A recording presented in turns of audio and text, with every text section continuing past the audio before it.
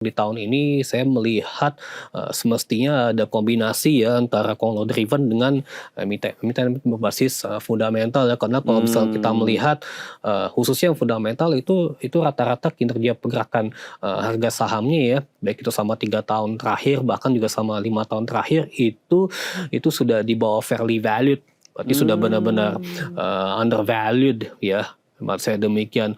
Ya jadi Murah kita dong ya melihat, berarti ya? oh yes, murah lah. Misalnya, bukan hanya di, banking sektor saja, tapi juga di, komoditi, sektor saja, baik itu IDX Basic maupun juga IDX Energy. Kalau misalnya kita melihat komoditi Dow Jones Index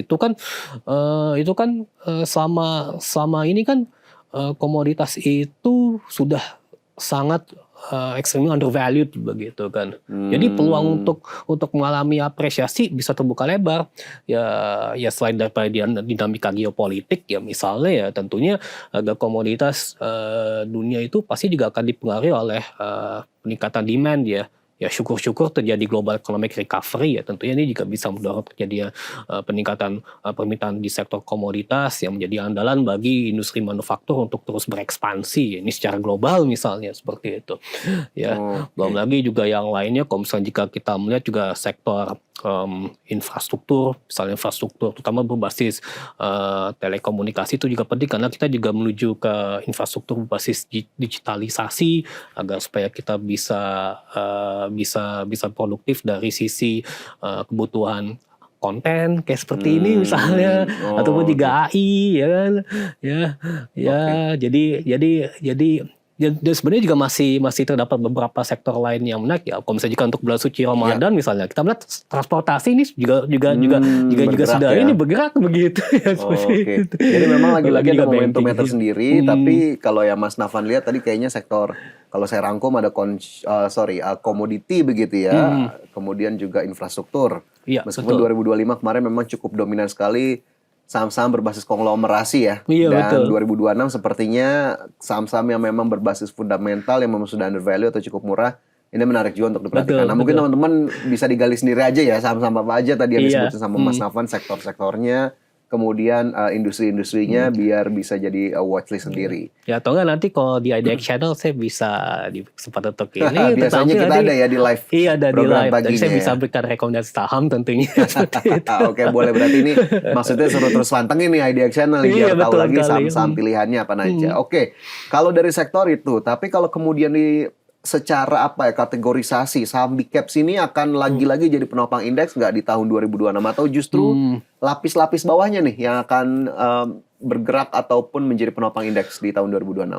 Oke, di sini kalau saya melihat bahwasannya saham-saham big caps memang, relatif defensif ya, apalagi kalau misalnya jika saya melihat dari kinerja pergerakan misalnya Big Four banks ya. Hmm. Big Four banks itu rata-rata membentuk fase major accumulation phase begitu. Jadi major accumulation phase itu kan artinya kan, belum ada tren menguat, tapi juga belum ada tren yang melemah begitu kan. Hmm. Ya jadi otomatis kalau saya pikir major accumulation phase itu ya lebih cenderung, sideways, tapi pola major sideways ini sebenarnya juga bisa dimanfaatkan oleh para pelaku, pasar untuk melakukan akumulasi beli ya. Belum lagi juga banking kan juga royal kan bagian dividen misalnya seperti itu ya. Hmm.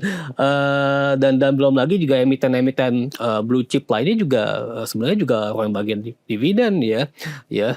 Terus kalau misalnya jika untuk saham, konglomerasi maksudnya itu, second liner maupun juga third liner sebenarnya kalau misalnya jika, investor ingin mengincar, growth ya tidak ada salahnya ya kita melirik, second liners ya ataupun juga, konglo. Tapi kalau misalnya jika investor, lebih, cenderung, secara psikologis lebih cenderung defensif ya Hmm. tidak ada salahnya fokus ke blue chip begitu. Jadi sebenarnya dua-duanya bisa memberikan benefit yang yang penting prinsip risk management harus diterapkan secara disiplin ya.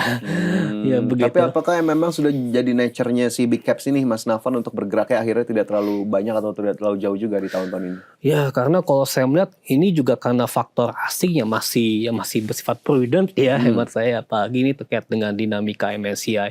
Ya syukur-syukur kalau misalkan jika nantinya pasca Mei benar-benar terdapat kemajuan yang berarti ya, misalnya di mana secara bertahap ya emiten-emiten berkomitmen dalam meningkatkan free float ya, walaupun memang ini masih perlu proses secara jangka panjang ya tentunya, tapi yang paling penting komitmen ini juga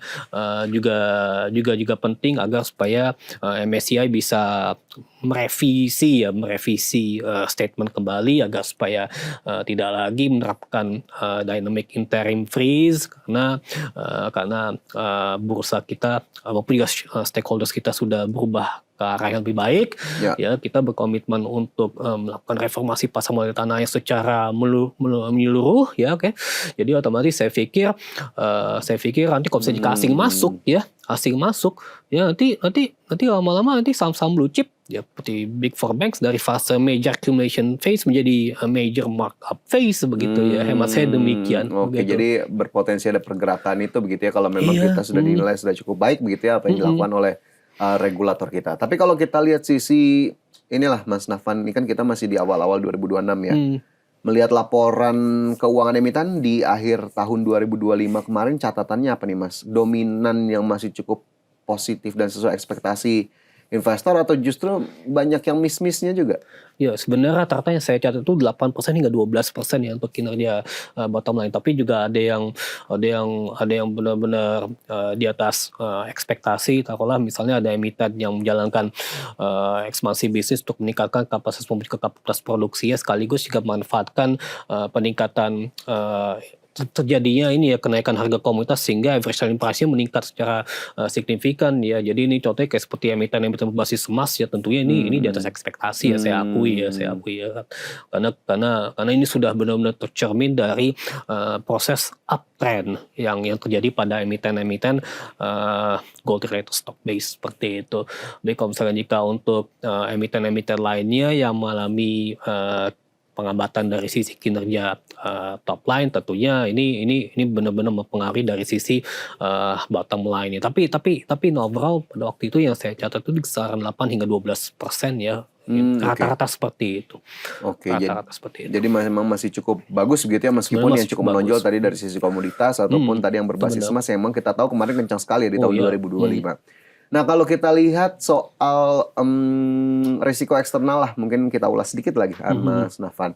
Masih ada yang perlu kita waspadai nggak nih di tahun ini? Selain kan isu MSCI ya sudah terjadi dan sudah kita usahakan untuk perbaikan. Tapi ada lagi kah risiko lainnya yang mesti diantisipasi? Ya kalau misalnya jika di tahun ini sepertinya saya rasa global risk masih bisa dimitigasi ya. Buktinya saja IMF saja masih merevisi ke atas proyeksi pertumbuhan ekonomi global maupun juga perekonomian GDP dari sisi advanced economies maupun juga emerging markets. Ya paling tidak tantangan eksternalnya masih berupa misalnya kebijakan tarif yang dilancarkan oleh Trump ya, sehingga menimbulkan terjadinya perang tarif, walaupun sebenarnya ini sudah berhasil dimitigasikan dengan lebih mengedepankan pada diplomasi ekonomi ya kan, misalnya seperti maupun juga kerjasama bilateral ya serta multilateral tentunya.